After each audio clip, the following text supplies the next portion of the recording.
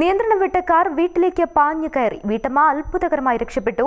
തിങ്കളാഴ്ച വൈകുന്നേരം 5 മണിയോടെ കാളികാവ് പള്ളിശ്ശേരിയിലെ പട്ടിക്കാടൻ വളവിലാണ് നിയന്ത്രണം വിട്ട കാർ വീട്ടിലേക്ക് പാഞ്ഞു കയറിയത്.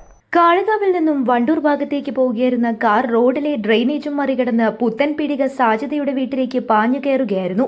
വീടിന്റെ മതിൽ തകർത്താണ് കാർ വീടിന്റെ വരാന്തയിലേക്ക് എത്തിയത്.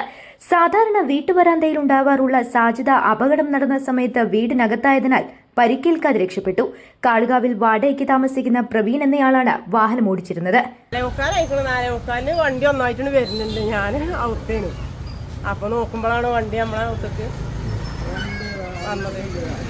എന്തെങ്കിലും പറ്റിയിട്ടുണ്ടായിരുന്നു? News bureau, Kalikavu.